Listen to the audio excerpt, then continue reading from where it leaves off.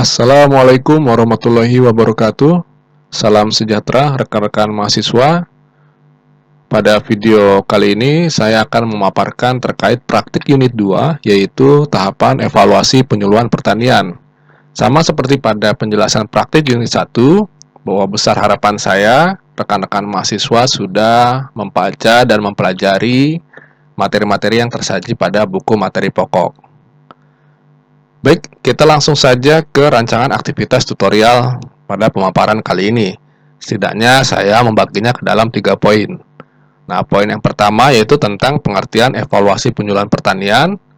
Dan poin yang kedua itu sudah masuk ke dalam tahapan-tahapan praktik unit 2, dari mulai merumuskan tujuan evaluasi penyuluhan pertanian sampai dengan menginterpretasi dan menganalisis data evaluasi penyuluhan pertanian.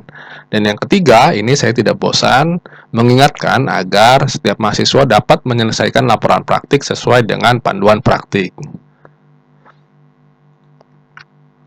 Baik, ini adalah poin-poin yang akan disampaikan pada pemaparan kali ini seperti yang sudah disebutkan dalam rancangan aktivitas tutorial pada slide sebelumnya. Nah, kita masuk ke dalam pengertian dari evaluasi penyuluhan pertanian. Jadi, definisinya yaitu proses untuk menentukan relevansi, efisiensi, dan dampak kegiatan-kegiatan program penyuluhan sesuai tujuan yang akan dicapai secara sistematis dan objektif. Nah, sebagai pengingat bahwa tujuan dari penyuluhan pertanian sendiri adalah adanya perubahan perilaku sasaran, baik itu petani ataupun pelaku usaha lainnya, pada aspek kognitif, afektif, dan juga psikomotorik. Sedangkan secara sistematis dan objektif, itu karena evaluasi penyuluhan pertanian merupakan karakteristik prosedur ilmiah. Jadi, baik metode maupun hasilnya harus dapat dipertanggungjawabkan secara akademis.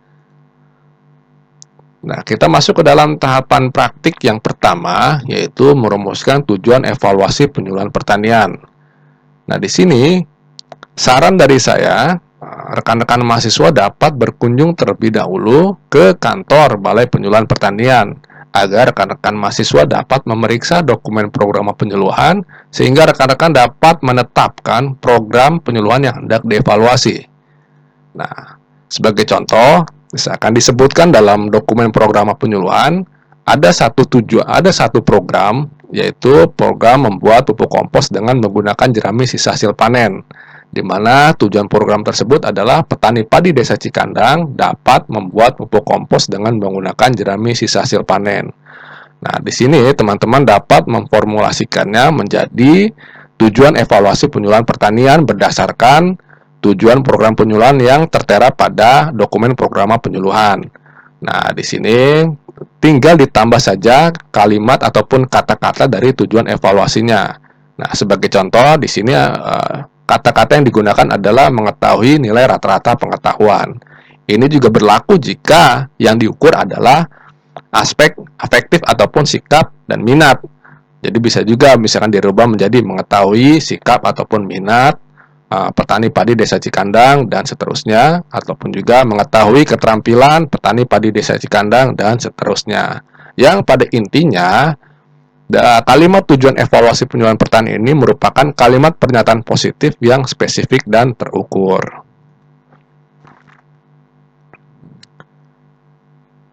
Baik, pada tahapan yang kedua yaitu merumuskan indikator dan parameter evaluasi penyuluhan pertanian.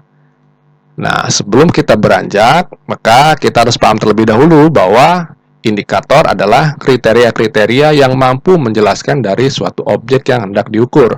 Sedangkan parameter merupakan ukuran-ukuran spesifik yang menjelaskan indikator. Jadi, indikator itu masih bisa di-breakdown lagi menjadi beberapa parameter.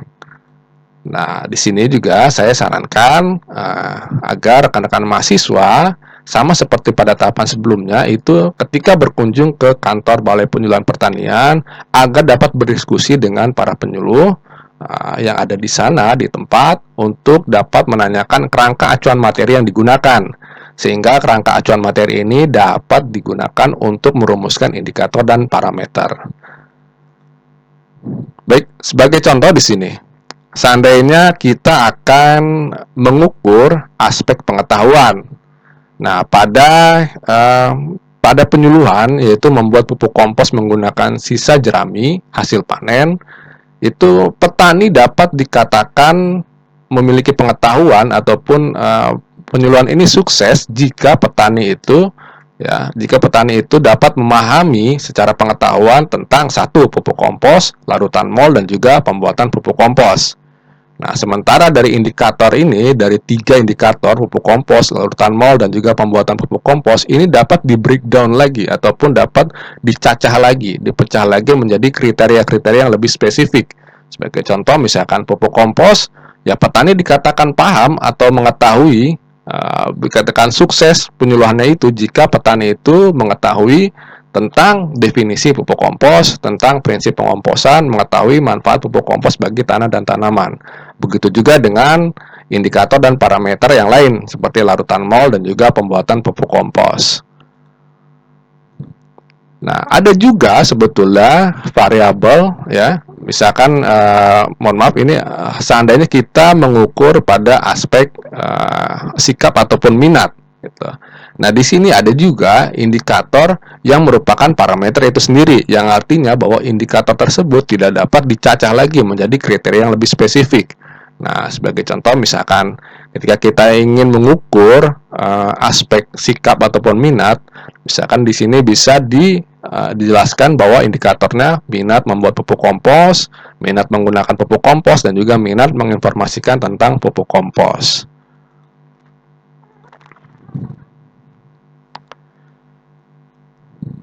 Kemudian kita masuk ke dalam tahapan yang ketiga, yaitu membuat instrumen evaluasi penyuluhan pertanian. Nah, hal yang pertama yang harus dilakukan yaitu harus memuat adanya data karakteristik responden. Nah, bisa itu nama, umur, jenis kelamin, tingkat pendidikan, dan sebagainya, apa saja selama masih relevan terhadap ukuran-ukuran ataupun objek yang akan kita ukur. Dan yang kedua adalah membuat pertanyaan ataupun pernyataan berdasarkan indikator dan parameter yang sudah kita tetapkan. Nah, sebagai contoh tadi ya, pada slide sebelumnya disebutkan bahwa indikatornya pupuk kompos ada 3 parameter. Nah, ini salah satu parameternya yaitu mengetahui definisi dari pupuk kompos.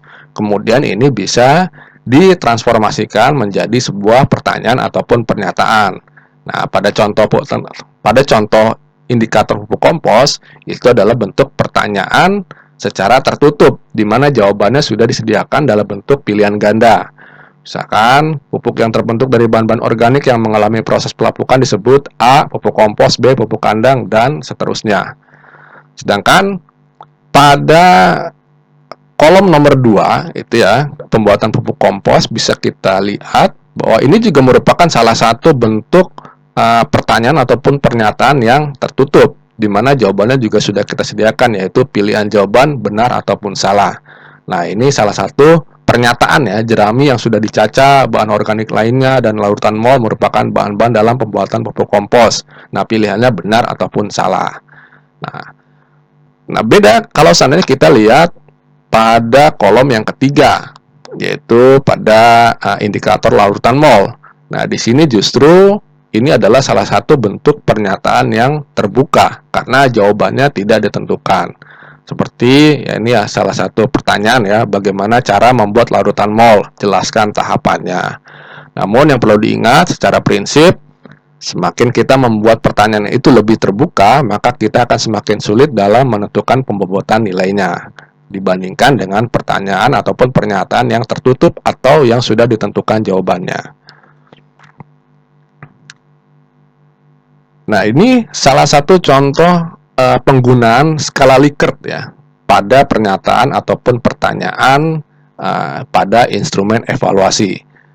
Nah, misalkan di sini ketika kita ingin mengukur aspek sikap ataupun minat, itu memang secara umum ya, umumnya memang menggunakan skala Likert. Ada 4 tingkatan skala Likert, yaitu dari mulai sangat bersedia, bersedia, tidak bersedia, dan juga sangat tidak bersedia. Dan yang ketiga yaitu membuat pedoman penskoran. Nah, ini adalah salah satu contoh yang paling mudah. Jika seandainya ada 10 soal pilihan ganda di mana satu soal memiliki bobot nilai sebesar 10. Berarti nilai maksimal yang bisa diperoleh dari setiap responden adalah 100. Nah, kemudian ini bisa ditentukan kriterianya. Misalkan ada 3 kriteria, baik, cukup, kurang. Jadi jika misalkan seseorang diambil ataupun diukur pengetahuannya, kemudian dia menjawab 8 pertanyaan secara benar sehingga mendapatkan nilai 80, maka dia masuk dalam kriteria baik. Sedangkan pada skala Likert itu harus ditentukan terlebih dahulu. Dalam 4 tingkatan skala Likert yang tadi sudah saya contohkan, itu diberikan bobot. Dari mulai yang paling positif itu bobotnya paling tinggi, sangat bersedia 4, bersedia 3, tidak bersedia 2, dan sangat tidak bersedia itu 1. Kemudian rekan-rekan bisa mempelajarinya ini di materi pengayaan sesi 2 yang sudah saya lampirkan pada halaman tutorial. Nah, di sini bagaimana cara menghitungnya? Seandainya ya respondennya sejumlah 30 orang, sehingga skor maksimal yang bisa diperoleh itu ketika dengan bobot yang paling besar 4, maka 30 kali 4 sama dengan 120. Sedangkan skor yang paling kecil dari 30 orang responden dikalikan bobot nilai paling kecil yaitu 1 sama dengan 30. Sehingga 120 dikurangi 30 itu ada selisih 90. Nah, sementara ketika misalkan skala Likertnya menggunakan 4 tingkatan skala Likert, maka itu dijadikan pembagi. 90 dibagi 4, sekitar 22,5. Nah, dari sini intervalnya ini bisa dijadikan interval. Makanya ketika skor paling rendahnya adalah 30, ya interval 30 selisih 22 ataupun 22,5 itu 30 sampai dengan 52 itu mendapatkan kriteria yang paling bawah ya ataupun kurang baik. Begitu juga seterusnya, cukup baik, baik, dan juga sangat baik.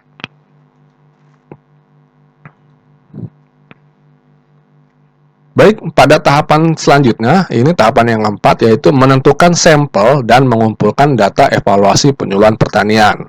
Nah, sebelum kita beranjak tentang sampel penyuluhan pertanian, sampel evaluasi penyuluhan pertanian, maka kita harus paham terlebih dahulu bahwasanya sampel adalah sebagian dari populasi yang merepresentasikan karakteristik dari populasi tersebut. Gitu. Jadi kalau seandainya rekan-rekan mahasiswa ingin mencoba ataupun ingin mengetahui rasa dari sebuah kue yang sangat besar, rekan-rekan tidak perlu menghabiskan seluruh kue tersebut. Rekan-rekan cukup mengambil sebagian yang merepresentasikan rasa dari kue tersebut. Cukup sebagiannya saja, kemudian rekan-rekan sudah bisa menyimpulkan bahwa rasanya seperti apa. Nah, kira-kira seperti itu analoginya ya, analogi tentang populasi dan juga sampel, di mana kue yang besar tersebut adalah populasi dan sebagian kue yang rekan-rekan coba atau rekan-rekan rasakan itu adalah sampel. Nah, pada evaluasi penyuluhan pertanian sebetulnya sama seperti prinsip secara umum bahwa sampel itu terdapat 2 kategori ya. Yang pertama probability sampling dan juga non-probability sampling. Nah, terkait dengan evaluasi penyuluhan pertanian, ini saya menyarankan ada 2 teknik pengambilan sampel yang bisa digunakan, yaitu simple random sampling dan juga saturation sampling. Nah, simple random sampling ini dapat digunakan jika jumlah populasinya sangat besar, lebih dari 30, misalnya lebih dari 30 responden, ataupun lebih dari 30 orang. Nah, teknisnya bagaimana? Misalkan ada 90 jumlah populasinya itu, 90 orang, sementara rekan-rekan mahasiswa hanya membutuhkan 30 responden. Jadi, nama-nama dari setiap calon responden tersebut diberikan nomor 1, 2, 3, sampai dengan 90. Ditulis dalam kertas kecil, kemudian digulung. Nah, rekan-rekan dapat mengundinya seperti mengundi pada ini ya, biasanya arisan ya. Nah, mengundi arisan. Jadi nomor-nomor yang keluar itu nomor-nomor yang dijadikan responden. Ketika misalkan nomor 1, nomor 8 secara acak gitu, 15, 17, yang penting jumlahnya rekan-rekan membutuhkan 30 ya cukup kita mengambilnya 30. Berapapun nomornya itu yang kita jadikan responden. Sementara untuk saturation sampling, ini teman-teman dapat menggunakannya jika jumlah populasinya itu kurang dari 30 atau sangat sedikit, relatif sedikit. Nah, misalkan rekan-rekan membutuhkan responden sebesar 30 orang, tapi jumlah populasinya hanya 20. Nah, ini jadi keseluruhan populasi ini rekan-rekan dapat jadikan sampel.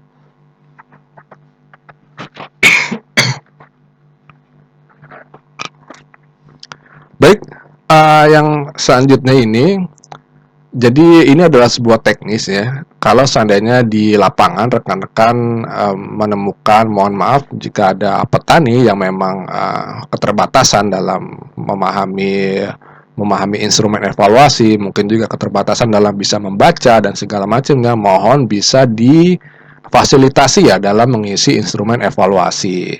Nah, pada praktik unit 2 kali ini juga informasi ya, informasi yang penting. Rekan-rekan sudah dipermudah bahwa jumlah responden yang dibutuhkan itu minimal 10 ya, 10 responden. Semakin besar respondennya semakin bagus intinya. Jadi itu karena untuk menghindari adanya data-data yang bias gitu ya. Jadi makanya kalau bisa lebih dari 10 itu lebih bagus, minimal 10 gitu. Nah, di sini untuk data-data ya ataupun data-data yang menggunakan skala Likert itu harus dilakukan uji validitas dan juga uji reliabilitas. Nah, jadi ini setiap item-item pertanyaan yang menggunakan skala Likert memang harus dilakukan dua pengujian ini, uji validitas dan juga uji reliabilitas.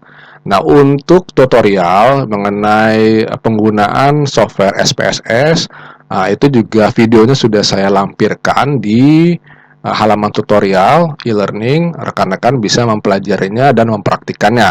Nah, pada intinya, uji validitas ini adalah memang uji ketepatan ataupun uji kebenaran.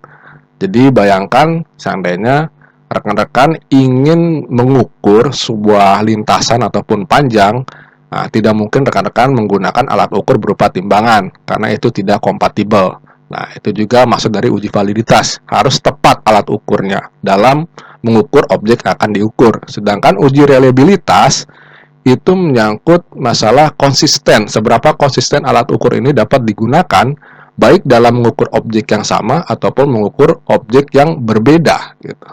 Nah, maksudnya adalah seandainya misalkan rekan-rekan ingin benar-benar mengukur suatu bobot ataupun massa dari sebuah benda menggunakan timbangan, seberapa konsisten timbangan ini dapat mengukur benda yang sama, misalkan sebuah bola diukur pada hari Selasa, nah kemudian besoknya hari Rabu diukur lagi, apakah hasilnya konsisten atau tidak gitu. Kalau seandainya hasilnya tidak konsisten, maka alat ukur ini dinyatakan tidak dapat diandalkan gitu, tidak reliable gitu, karena mungkin ada kesalahan pada kalibrasi ataupun alatnya error.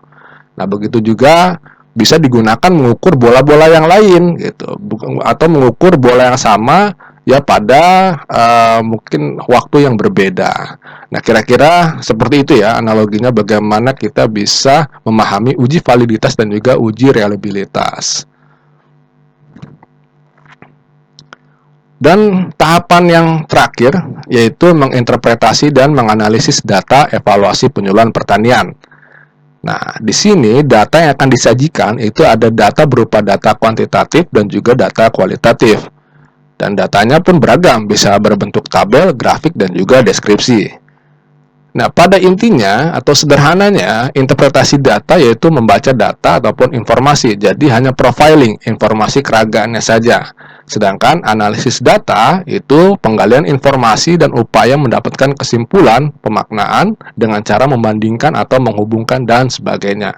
Nah, untuk contohnya juga sudah saya sampaikan di materi pengayaan ya sesi 2. Silakan rekan-rekan dapat memahaminya lebih lanjut pada contoh-contoh yang sudah saya sertakan.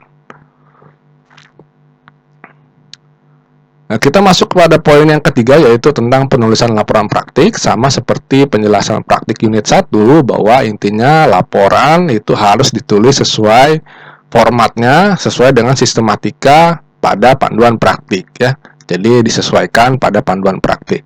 Hindari plagiasi karya tulisan orang lain, baik itu teman sekelas ataupun rekan mahasiswa di kelas lainnya pada semester perjalanan yang sama ataupun mahasiswa yang sudah mengambil mata kuliah ini sebelumnya, karena belum tentu jawaban ataupun tulisan dari mahasiswa lain itu merupakan jawaban yang benar gitu ya. Jadi percaya pada diri sendiri. Nah, yang kedua adalah tentang dokumentasi, baik itu foto maupun juga video. Foto, jangan lupa diberikan keterangan. Video tidak perlu lama, durasinya cukup 5 menit. Silakan unggah pada platform yang rekan-rekan sukai, bisa itu di YouTube, Google Drive, ataupun media atau situs cloud ya, berbasis cloud, penyimpanan cloud lainnya. Cukup link videonya saja yang dicantumkan pada laporan praktik. Baik, sekian penjelasan terkait praktik unit 2. Wah, besar harapan saya juga rekan-rekan dapat mendiskusikan ya pada forum diskusi di halaman e-learning tutorial online. Nah, itu rekan-rekan jika mengalami masalah dalam pemahaman ataupun kendala, rekan-rekan dapat menyampaikannya pada forum diskusi ataupun pada WhatsApp group. Ya, akhir kata saya tetap selalu ya memberikan semangat dan juga selalu menyampaikan agar tetap positif. Mudah-mudahan rekan-rekan diberikan kemudahan dan kelancaran dalam menyelesaikan praktik unit 2 ini. Baik, semoga sukses. Saya akhiri. Wassalamualaikum warahmatullahi wabarakatuh.